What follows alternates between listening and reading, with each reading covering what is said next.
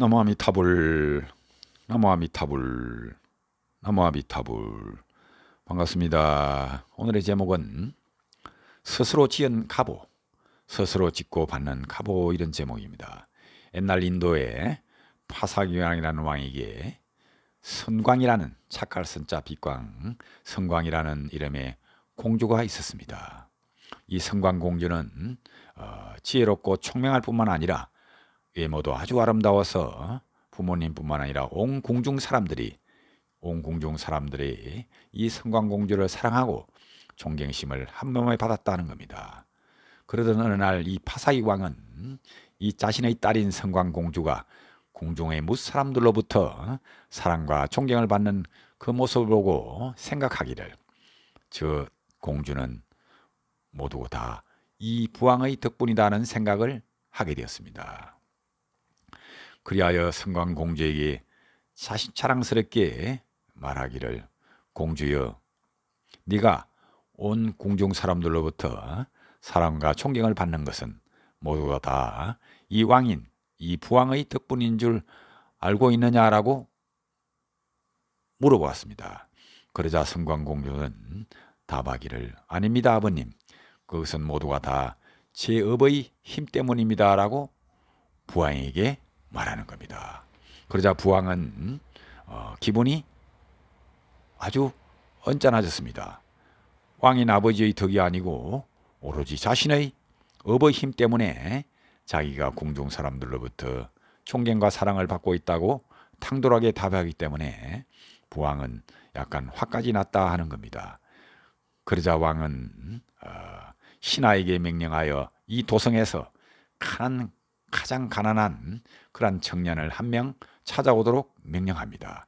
왜 그런가 하니 이 공주가 자신의 업의 힘으로 이와 같이 잘 살고 있다고 말하기 때문에 진정 네가 너의 힘으로, 너의 업으로 잘 사는지 한번 두고 오자 하는 그런 마음이었습니다.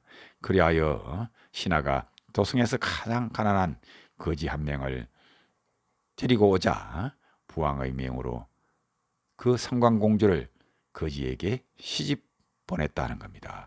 그리하여 집을 나간, 즉 궁중을 벗어난 그 선광공주는 그 거지 남편과 함께 궁궐을 나섰고, 그 공주가 거지 남편에게 하는 말이, 남편이여, 그대의 집은 어디 있습니까? 라고 묻자, 예전에는 우리 집은 사위승에서 두 번째 가라면 서러울 정도로 아주 부유한 집안이었는데 어머니 아버지가 돌아가시고 나자 가시가 기울어서 지금은 집도 돌담도 없이 빈 집터만 남아 있습니다 라고 말하자, 그래도 옛날에 살던 집에 가보자고 그 거지 남편을 이끌어 옛집으로 가게 됩니다.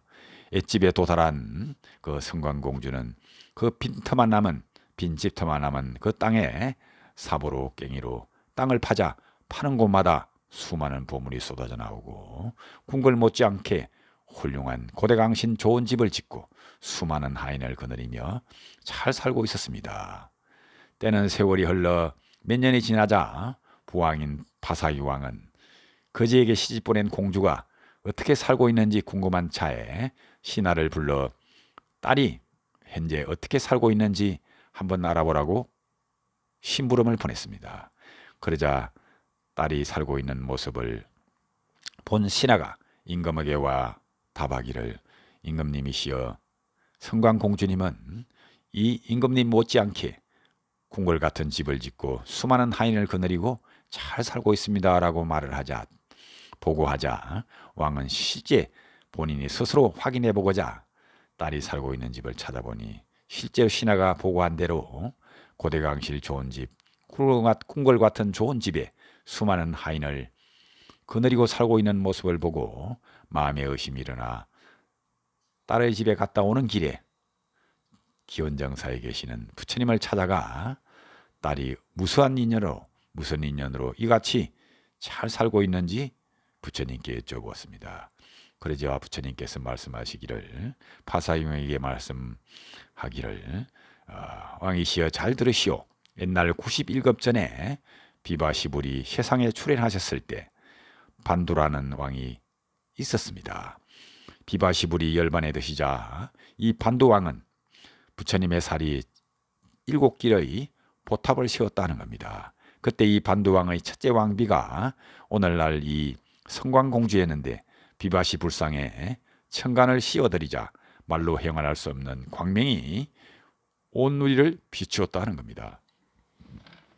그 모습에 환희심을 일으킨 반두왕의 첫째 왕비는 그 모습을 보고 발언하기를 미래에 제 몸에 이와 같은 빛이 있게 하시고 부디 사막도에 떨어지지 않게 하소서라고 발언하였다 하는 겁니다.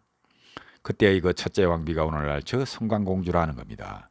그녀는 또 가섭불이 출현하셨을 때에도 가섭불과 네 분의 성문에게 맛있는 공양을 올리고자 하였다 하는 겁니다. 그때 남편이 공양하는 것을 말리자 거듭 말리지 마십시오. 가섭부처님과 네 분의 성문에게 공양을 올리게 해달라고 남편에게 청을 하고 청인해서 강력히 요청해서 가섭부처님과 네 분의 성문 비구에게 공양을 하게 되었다 하는 겁니다. 그리하여 오늘의 성광공주는 자신의 업력으로 이와 같이 부귀영화가 사람들로부터 사랑과 존경을 받게 되었는데 그 당시 가섭부처님과 네 분의 성문에게 공양을 거절한 그러한 사람이 바로 오늘의 이 거지 남편이었다 하는 겁니다.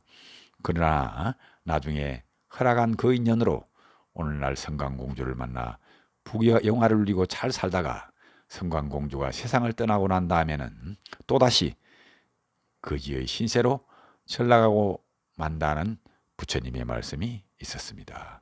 이같이 오늘날 파사기왕의 딸인 성광공주는 모두 자신의 업력으로 이같이 잘 살고 사람들로부터 사랑과 존경을 받게 되었다 하는 겁니다.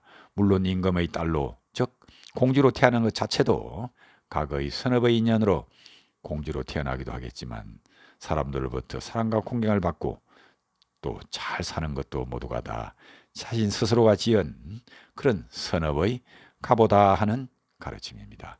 감사합니다. 나무 아미타불, 나무 아미타불, 나무 극락도사 아미타불.